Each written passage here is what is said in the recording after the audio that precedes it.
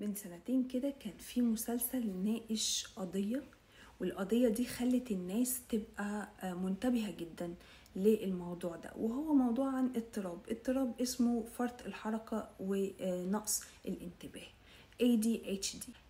بقت الناس خايفة ان ممكن يكون ولادهم عندهم فرط حركة ونقص الانتباه الاضطراب ده، وممكن يكونوا هما كأهل مقصرين مع ولادهم وفهموهم غلط. وبقيت كل ما اشوف حد بقى يقول لي ولادي عندهم ADHD او انا عندي ADHD.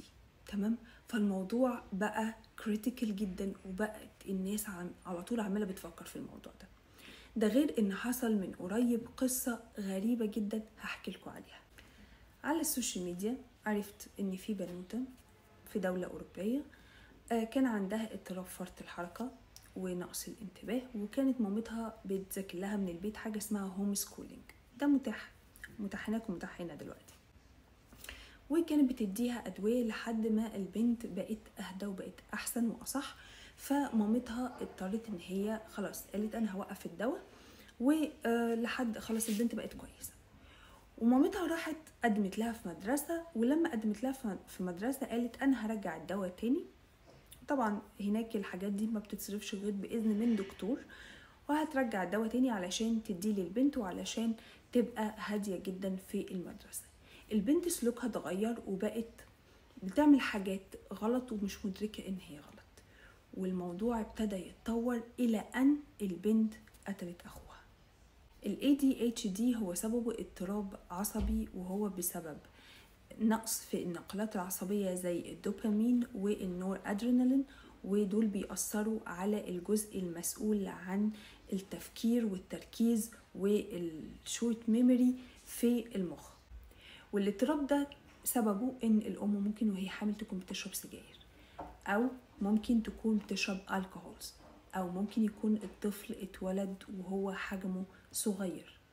البيئة اللي حواليه، الاب والام والمشاكل اللي بتحصل ما بينهم، والام حامل بتأثر عليها، وبتأثر كمان في تربية الأطفال، وبتأثر وهم بعد ما بيتولدوا عن ان دايما مشتتين ودايما مفيش تركيز، ودايما هم شايفين ان اللي بيحصل حواليهم ده شيء مش صحي بالمرة.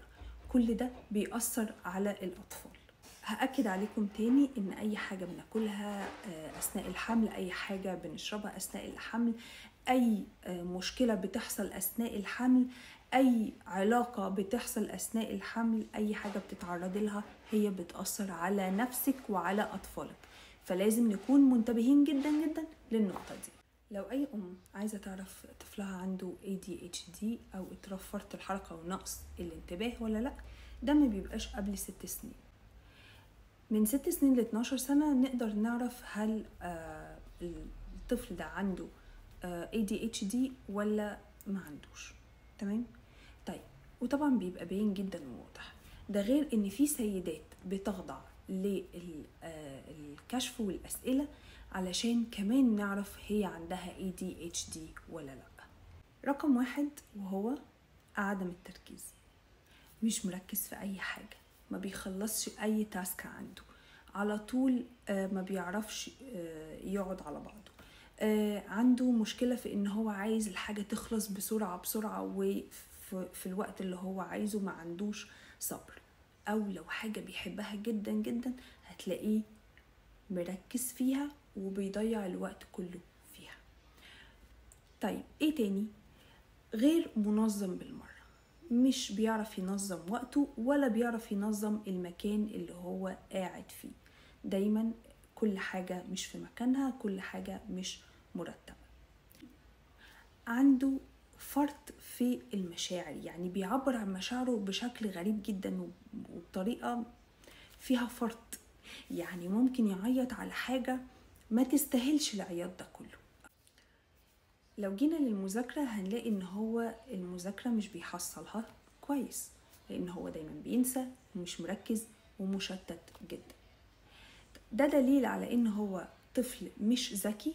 بالعكس، مفيش طفل بيصنف انه ذكي او مش ذكي على حسب مذاكرته، لان الدرجات دي مش هي اللي ممكن تخليني اعرف طفلي ذكي ولا لا. ويا ريت ننسى النقطة دي خالص، علشان ده بيأثر عليهم في حياتهم بعد كده، بتعمل تروما، بتعمل مشكلة نفسية لما بيكبروا.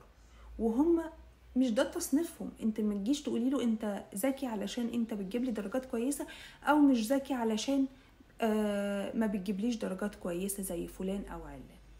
فاحنا الذكاء ملوش علاقة بفكرة ال ADHD.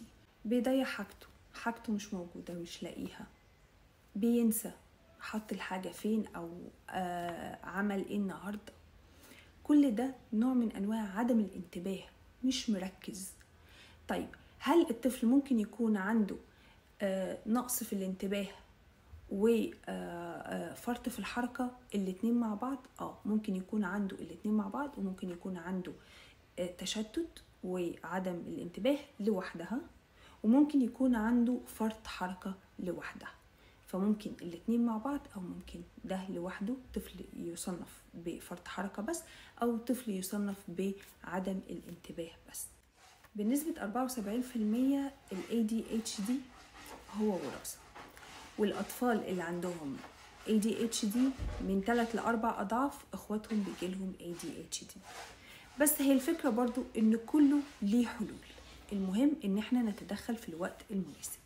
السلوك اللي قلته لكم بيخص الأطفال من التشتت وعدم الانتباه والفرط في التعبير عن المشاعر، وان دايما ان هم غير منظمين، وان ما بيقدروش ان هم يفتكروا حطوا حاجاتهم فين وبيضيعوا حاجاتهم. كل الحاجات دي هي لازم تكون موجودة في اكتر من مكان. يعني مش في البيت بس بيعمل كده او في المدرسة بيعمل كده. لو بيعملوا في مكان واحد فده معناه ان هو عنده مشكلة في المكان ده، لكن لو اتكررت في اكتر من مكان ده معناه ان احنا لازم ننتبه ان هو عنده ADHD. كمان كل البوينتس اللي سردتها وقلت لكم ان دي اعراض لازم يكون عنده منها بنسبة 90% من الاعراض دي، لكن لو عنده 2 أو 3 أو 1 ما بتبقاش هي دي اللي بتصنف ان هو الشخص ده عنده ADHD. لازم نهتم بالاضطراب ده، علشان في ما بين كل 3 أطفال في 2 منهم ما بيكملوش دراسة، في 2 منهم بيحصل مشاكل نفسية أكبر لأن المجتمع بيبقى رافضهم، وأهاليهم رافضينهم، وأهالي أصحابهم رافضينهم، وإن انتوا غير جديرين إن انتوا تبقوا قريبين من ولادنا عشان انتوا بتعملوا مشاكل كتير.